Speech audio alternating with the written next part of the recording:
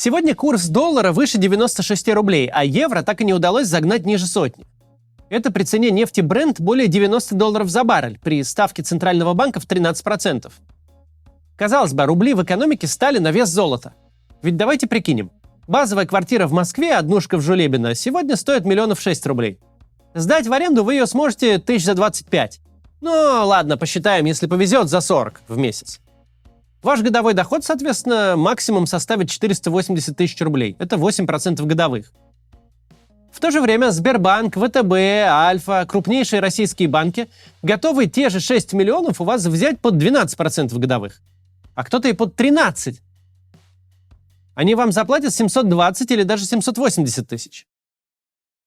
То есть с точки зрения рублевой доходности нет ничего лучше и надежнее в такой ситуации, чем квартиру в Жулебино продать, а деньги положить на депозит. Доход в месяц будет не 25 тысяч, даже не 40, а 60. И деньги доступнее. Экономика, по идее, должна быть абсолютно высушена от лишних рублей. Банки должны работать как пылесосы без обратного хода, высасывая деньги просто отовсюду. Что из валютного рынка, что из наличных заначек граждан. Брать же кредит под выросшую коммерческую ставку от 15%, если вы только не собираетесь торговать наркотиками, это уж совсем какое-то полное безумие. Если вам банк готов платить 12-13% по депозиту, то любые инвестиции, хоть в недвижимость, хоть в ресторан, хоть в химкомбинат, хоть в ценные бумаги, теряют всякий смысл. Доходность бизнеса выше 10% в год может быть только результатом редкого удачного стечения обстоятельств или очень рискованных проектов.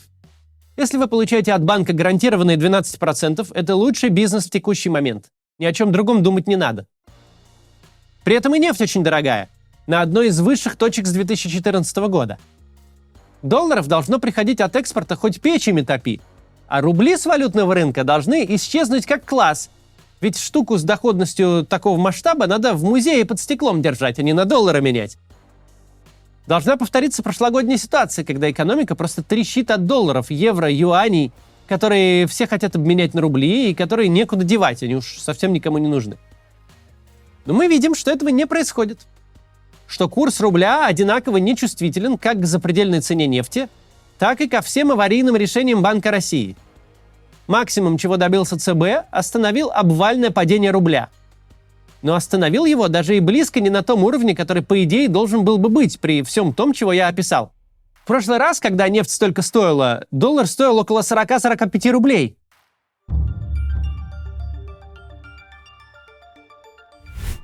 Прежде чем поговорить о причинах происходящего, давайте ответим на другой вопрос. Почему, собственно, все так нервничают? А прям нервничают сильно. Ведь не только ЦБ запустил ставку в небеса. Тут и правительство своим постановлением, даже не федеральным законом, а постановлением, в середине года ввело пошлину для экспортеров. Теперь российский экспорт при курсе доллара выше 80 рублей будет обложен дополнительным налогом от 4 до 5,5%. Мера вступит в силу 1 октября и будет действовать до конца следующего года. Зачем в и без того очень тяжелой ситуации дополнительно давить на экспортеров? Зачем повышать их издержки? Делать их менее конкурентоспособными? Чтобы доходы бюджета поправить? Основных источников бюджета, нефти и газа, новый сбор не коснется. Правительство настолько не надеется на этом заработать всем, что даже вопреки обыкновению прогнозов относительно своих доходов не дают. Существенное изменение налогообложения в середине года не свойственный нашей системе шаг. Это ненормально даже для нашей ненормальной ситуации. Особенно, когда твои экспортеры и так, и без того на ладан дышат, уворачиваясь от санкций.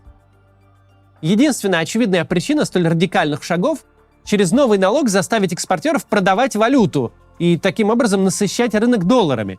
Ведь налоги-то нужно будет платить в рублях, а продавать доллары, чтобы их получить. Курс доллара сегодня – это единственный объективный экономический показатель в России. Объем ВВП и его рост, доходы и расходы бюджета, заработные платы, занятость, оборот внешней торговли и его структура. За что ни возьмись, оно либо исчезло из публичного доступа, либо подвержено манипуляциям или прямому подлогу. Даже фактический рост цен – показатель не вполне объективный. Если вам нужен новый автомобиль, последний iPhone, поход в ресторан и отпуск в Таиланде, вы обеднели намного сильнее, чем пенсионерка из Пскова, которой курицу-то купить тяжело. Даже если бы мы верили в официальные цифры инфляции, то это все равно средняя температура по больнице, которая мало о чем нам говорит. Рубль же при всех ограничениях валютного оборота торгуется на открытом рынке. Его цену формирует баланс спроса и предложения. Нельзя нарисовать курс, какой в голову придет и какой начальству понравится. Это объективная цифра, ее все видят и все понимают. Если доллар за год дорожает более чем в 1,5 раза, то все совсем не так радужно. Получается, война и санкции не бесплатное удовольствие. Оказывается, ситуация совсем не под контролем. Вот у нас везде и всюду все либо хорошо, либо замечательно. Последствия санкций успешно преодолены, экономика получила мощный стимул к росту, импортозамещение замещает так, что скоро заместит законы физики, и мы изобретем суверенное колесо взамен англосаксонского.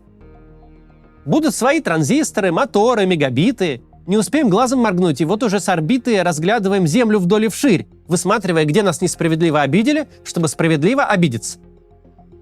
Но ведь не каждый гуглит новости про российские достижения, и не каждый внимательно смотрит телевизор. Любой человек, который исключил из своей жизни войну и политику, который принял осознанное решение ни во что не вникать, увидит лишь, что доллар прет вверх, и сделать с этим никто ничего не может. Политически это выглядит плохо. Куда там сдвинулись окопы на фронте, кто скорее побеждает или скорее проигрывает, в таких деталях часто не могут разобраться даже те, кто изучение войны сделал своей профессией. О положении дел на фронтах можно рассказывать любые байки на любой вкус, а главное, они никого особо не волнуют. Пропаганде ничего не стоит любое поражение продать за победу или наоборот, любую победу навсегда забыть. Херсон вот был навсегда, пока не кончился. Бахмут проделал путь от Нового Сталинграда до никому не нужного поселка. А курс-то видят все. И нет той цены, которую нельзя заплатить, чтобы сдержать обвал до дня голосования в марте. Причина нервного отношения к курсу ясна. Ничего нового я тут не открываю. В чем же причина того, что, несмотря на все усилия, рубль настолько дешев? Причин несколько, и они делятся на ситуативные и фундаментальные.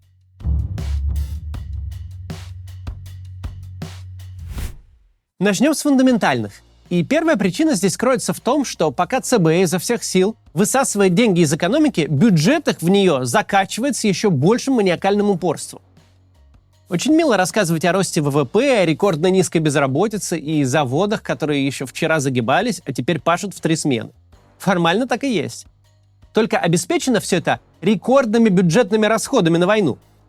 Нужно производить снаряды и танки, нужно выплавлять металл, из которого делают снаряды и танки. Нужно шить трусы и бушлаты, делать сухпайки и маскировочные сети. Нужно покупать целую кучу валюты, чтобы в страну шли чипы для ракет и станки для производства снарядов. Никто точно не знает, сколько денег российское государство тратит на войну. Оценки дают где-то треть, то есть каждый 3-й рубль федерального бюджета – это военные расходы. Но расходы на войну самой войной не ограничиваются. Сюда же идут всякие игры в импортозамещение, все эти обещания построить 1000 самолетов за 7 лет, возродить автопром, создать свою операционную систему, свой iPhone и MacBook. За каждой брехней вице-премьера Мантурова стоят огромные расходы бюджета, насыщающие экономику рублями. Социальные расходы, пенсии инвалидам, пособия потерявшим кормильца – это тоже бюджетные рубли, идущие в экономику. Невероятных масштабов госконтракты, призванные накормить пострадавших от санкций олигархов – это накачка экономики бюджетными рублями. Даже, скупка блогеров для работы во ВКонтакте, чтобы заместить таким образом YouTube, тоже происходит рублями из безразмерного государственного кармана. Война очень дорого стоит. С этим ничего не поделаешь. А поддержание иллюзии благополучия на фоне войны стоит еще дороже. Когда государство становится единственным инвестором в экономике и должно платить за все, только оно создает спрос и рабочие места. Любые усилия ЦБ будут компенсироваться возрастающими госрасходами. У олигарха, у слесаря с танкового завода, у комика с ТНТ, перешедшего на ВК с теми же шутками про тещу. У них будто ничего не случилось. И у них на всех один карман. И его владелец экономить не может. Из кармана этого разлетаются во все стороны рубли, которых чем больше, тем они дешевле, какие бы усилия ни предпринимал ЦБ.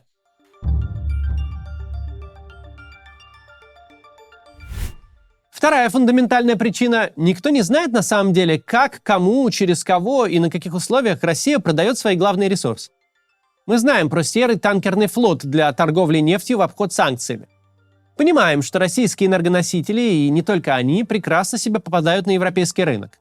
Что выстроены целые цепочки левых банков и фирм-прокладок, через которые кружным путем обходятся санкции. Но вот ключевой вопрос – где оседает разница? Нефть в порту Новороссийска отгрузили по нерыночной цене, за которую ее можно продать тем, кто готов ее у России купить. Потом эта нефть оказалась в распоряжении какой-то фирмы, зарегистрированной в Азербайджане, где из санкционной превращается в совершенно легитимный продукт, который можно продать уже по рыночной цене. Так куда делась разница? Что-то мне подсказывает, что эти 20, 30, 40, а то и $50 с каждой бочки строители обходных схем совсем не стремятся вернуть в Россию под бдительное око ЦБ и правительства. Схема обхода санкций по определению серая зона. Многие думают, что это серая зона только для западных правительств. Мол, вот такие мы хитро сделанные, что фиг нас за хвост поймаешь.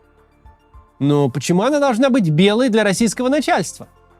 Когда все происходит в чужих юрисдикциях, через подставные конторы по липовым накладным, когда сам черт ногу сломит и концов не найдешь, а всем этим заняты люди, для которых подлог профессиональной деятельности, которые могут заставить нефть по пути в Европу юридически исчезнуть.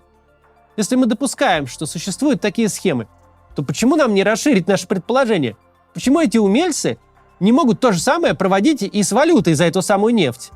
Растворять ее просто у себя на офшорных счетах. Выглядит как очень даже рабочая затея. Не спросят же потом европейскую компанию: а вы за сколько, дорогие враги, купили вот ту кыргызскую нефть, которая на самом деле наша? Проблема незаконной деятельности в том, что очень сложно в ней вести белую бухгалтерию. Мы не имеем ни малейшего понятия, сколько денег должно было оказаться на российском валютном рынке, но потерялось по пути. То же самое касается импорта. Те же рассказы, как Россия лихо нагибает этих тупых западников, закупает через Казахстан и Армению, маскируется, вертит хвостом. Вон, смотрите, в российских ракетах американские чипы 23-го года выпуска. Все так. Но когда вам надо закупать очень много, и закупать в авральном режиме, и закупать для войны, вы деньги считать не будете. Многомиллионные закупки пойдут через не пойми кого, через фирмы-однодневки по заведомо нерыночным ценам. А если вы еще и по уши коррумпированный режим, то покупка условных чипов выглядит как шлюз для вывода из страны бесконечного количества валюты. Помните расследование Навального о закупках еды для Росгвардии, где цена на капусту была завышена в несколько раз по сравнению с розничной ценой в любом супермаркете? И то был белый госконтракт и цены, которые можно посмотреть в рознице просто глазами. А сколько долларов в отсутствии всякой публичности и белых контрактов под сенью полной секретности отправляется казахстанскому юрлицу в обмен на чип для той самой ракеты? Во сколько раз цена чипа окажется завышена? Когда ты становишься изгоем и переходишь на нелегальное положение, то, во-первых, мало кто захочет иметь с тобой дело, а значит, придется платить за все втридорога. Во-вторых, тебя будут грабить все жулики, кому не лень. Долларов приходит меньше, чем должно, а уходит сильно больше, чем ожидалось. Экономику, чтобы можно было вести войну, приходится накачивать рублями до отказа. Вот и падает курс. И какой смысл тогда говорить о стоимости кредита, когда источник денег для экономики страны – это госзаказ и прямые государственные инвестиции? Что ЦБ с этим может сделать?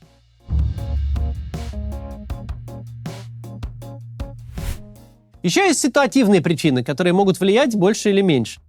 Например, Россия, как бешеный суслик, наращивает торговлю с Индией. Только в первом полугодии этого года оборот вырос почти в 3 раза по сравнению с таким же периодом года прошлого. Но существенная доля сделок с Индией идет в индийских рупиях, которые нужны только для того, чтобы что-то покупать у самой Индии. На валютный баланс в России они никак не влияют, ведь валюта неконвертируемая и лежит в индийских банках, на индийских счетах. Все бы ничего, но так уж вышло, что львиная доля индийского экспорта – нефть, металлургия, ценные ископаемые вроде алмазов – совпадает со структурой экспорта российского. Можно, конечно, купить у Индии алмазы, отвезти в Якутию, закопать, добыть снова, но экономической эффективности в такой деятельности будет немного. Именно поэтому до войны Россия и Индия де-факто не торговали. Потому что просто нечем.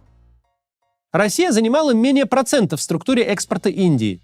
Их нынешнее партнерство совершенно искусственное, с большой выгодой для Индии, но для России это имеет лишь психотерапевтическую ценность. В какой же мы, мол, изоляции, когда тут целая Индия? Примеры вроде Индии скорее анекдотичны. Не те там объемы, чтобы можно было говорить о каком-то переломе рынка. Главное в том, что все подобные обстоятельства, какой бы природы они ни были, работают на ослабление рубля. Вопрос, на который все ждут ответа с начала ролика. Будет ли немедленный обвал? Ждать ли рубля по 200 или по 300 к концу года? Исключать ничего нельзя. Гипотетически всегда может случиться какая-то катастрофа. Но если не говорить о маловероятных случаях, то вообще-то скорее не ждать. У Банка России пока достаточно резервов. Он может локально насыщать рынок валюты и гасить колебания. Ставка сейчас 13%, а в начале войны была 20%, снова может туда сходить. Уже вводили жесточайшие ограничения на оборот валюты и обязательная продажа валютной выручки экспортерами. ЦБ и правительство уже показывали, если припрет, то они пойдут до конца и будут держать курс изо всех сил. Пока такие радикальные шаги не требуются. Пока будут тут валюту продавать, там ставку повышать и пошлины на экспорт вводить. Тут подмажут, там подкрасят, здесь стулом подопрут, на клей посадят, пеной зальют, картины дырку прикроют и до марта месяца туда-сюда дотянут, чтобы рубль сильно дешевле американского цента не стал.